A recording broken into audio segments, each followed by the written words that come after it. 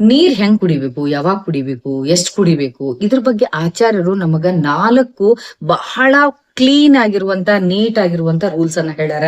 ಅವು ಯಾವ್ಯಾವ ಹೇಳ್ಯಾರ ಅನ್ನೋದ್ರ ಬಗ್ಗೆ ಶಾರ್ಟ್ ಅಂಡ್ ಸ್ವೀಟ್ ಆಗಿ ನಾನು ವಿಡಿಯೋ ಒಳಗೆ ಎಕ್ಸ್ಪ್ಲೇನ್ ಮಾಡೀನಿ. ಯಾರು ವಿಡಿಯೋ ಎಲ್ಲೂ ಸ್ಕಿಪ್ ಮಾಡ್ಲಾರ್ದಂಗ ಕಂಪ್ಲೀಟ್ ನೋಡ್ರಿ. It is a very short video, complete ಆಗಿ ನೋಡಿ. ನಮಸ್ಕಾರ. ಈ ನೀರ್ ಹೆಂಗ್ ಕುಡಿಬೇಕು ಅನ್ನೋದ್ರ ಬಗ್ಗೆ ನಮ್ಮ ಆಯುರ್ವೇದಿಕ್ ಟೆಕ್ಸ್ಟ್ ಒಳಗ ಆಯುರ್ವೇದಿಕ್ ಆಚಾರ್ಯರು 4 ರೀತಿಯ ನೀಟ್ ಅಂಡ್ ಸ್ವೀಟ್ ಆಗಿ ಪದ್ಧತಿಗಳನ್ನ ಹೇಳ್ಯಾರ. ಮೊದ್ಲೇದೇನು ಅಂದ್ರೆ ಅಜೀರ್ಣೇ ಭೇಷಜಂ ವಾರಿ ಅಂತ ಹೇಳ್ತೇವಿ. ನಿಮ್ಗೇನು ಅಜೀರ್ಣ ಆಗಿರ್ತದ, ಹೆವಿ ಊಟ ಮಾಡಿರ್ತೀರಿ, ಹೊಟ್ಟಿ ಸರಿಯಾಗಿರಂಗಿಲ್ಲ, ಅವಾಗ ಪ್ರಾಪರ್ ಆಗಿ ಜೀರ್ಣ ಆಗಿರೋದಿಲ್ಲ, ಒಂಥರ ಗ್ಯಾಸ್ ಅನಿಸ್ತಿರ್ತದ, ಬ್ಲೋಟಿಂಗ್ ಅನಿಸ್ತಿರ್ತದ, ಮೋಷನ್ ಕ್ಲೀನ್ ಆಗಿರಂಗಿಲ್ಲ, ಹುಳಿತೆಗ್ ಬರ್ತಿರ್ತಾವು.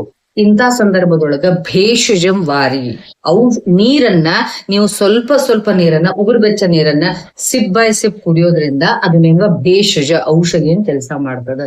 ಊಟ ಮಾಡ್ಲಿಕ್ಕೆ ಹೋಗ್ಬಾರ್ದು, ಅಜೀರ್ಣ ಆದಾಗ ಯಾವತ್ತೂ ಊಟ ಮಾಡ್ಲಿಕ್ಕೆ ಹೋಗ್ಬಾರ್ದು.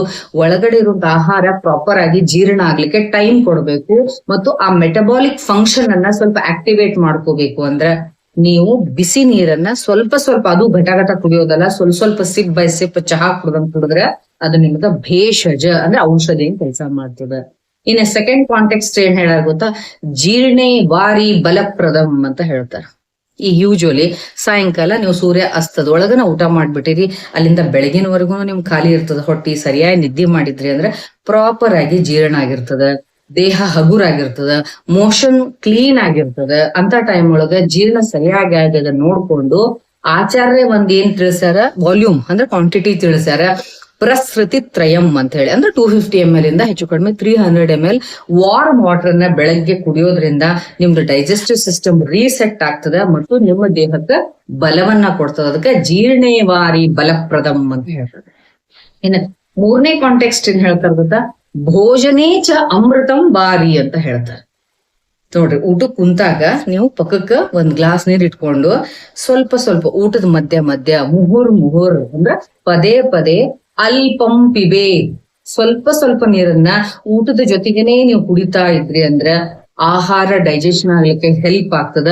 ಮೈಂಡ್ ಫುಲ್ ಆಗಿ ಕಾಮ್ ಆಗಿ ಸರಿಯಾಗಿ ಅಗದು ಊಟ ಮಾಡೋದ್ರ ಜೊತೆಗೆ ಸ್ವಲ್ಪ ನೀರನ್ನ ಹಾಕಿದ್ರಿ ಅಂದ್ರ ಅದು ನಿಮಗ ಅಮೃತದಂತ ಕೆಲಸ ಮಾಡ್ತದ.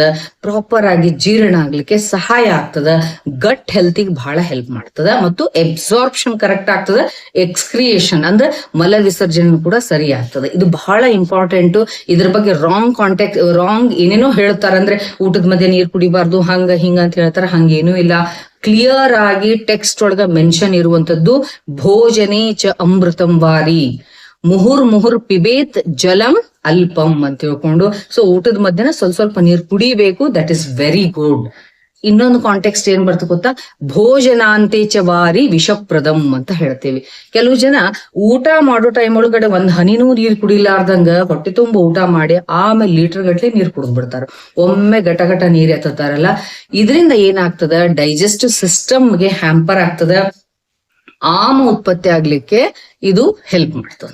ಆಮ ಅಂದ್ರೇನು, ಅನ್ಡೈಜೆಸ್ಟೆಡ್ ಅಂದ್ರೆ ಪ್ರಾಪರ್ ಡೈಜೆಷನ್ ಆಗೋದಿಲ್ಲ. ಒಳಗಡೆ ನಮಗ ಇಂಟರ್ನಲ್ ಎಂಡೋಟಾಕ್ಸಿನ್ಸ್ ಬಿಡುಗಡೆ ಆಗ್ತಾವು. ಸರಿಯಾಗಿ ಡೈಜೆಷನ್ ಆಗ್ಲಿಲ್ಲ ಅಂತಂದ್ರೆ ವಿಷ ಉತ್ಪತ್ತಿ ಆದಂಗರಿ.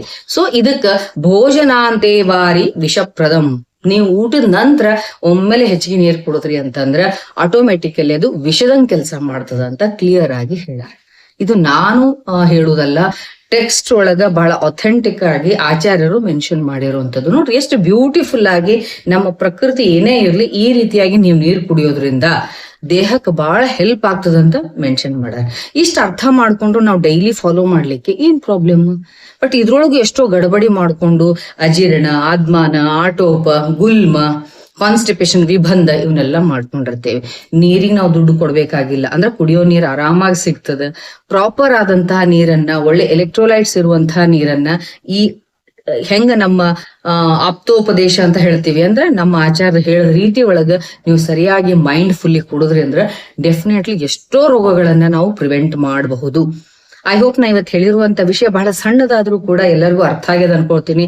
ಲೈಕ್ ಆದ್ರ ದಯವಿಟ್ಟು ನನ್ನ ಚಾನಲ್ ಅನ್ನ ಸಬ್ಸ್ಕ್ರೈಬ್ ಮಾಡ್ಕೊಡ್ರಿ, ವಿಡಿಯೋ ಲೈಕ್ ಮಾಡ್ರಿ. ಮತ್ತು ಯಾರು ರಾಂಗ್ ವೇ ಒಳಗ ನೀರ್ ಕುಡಿತಿರ್ತಾರಲ್ಲ, ಹೆಂಗಾರ ನೀರ್ ಕುಡಿಯೋದು, ಘಟ ನೀರ್ ಕುಡಿಯೋದು, ಅಂತವ್ರಿಗೆ ಇದನ್ನ ಶೇರ್ ಮಾಡ್ರಿ ಮತ್ತು ನೀವು ಇಂಪ್ಲಿಮೆಂಟ್ ಮಾಡ್ಕೊಡ್ರಿ ಮತ್ತು ನಿಮ್ಮ ವ್ಯಾಲ್ಯೂಬಲ್ ಕಮೆಂಟ್ಸ್ ಅನ್ನ ಕಮೆಂಟ್ ಸೆಕ್ಷನ್ ಅಲ್ಲಿ ಹಾಕ್ರಿ. Thank you very much.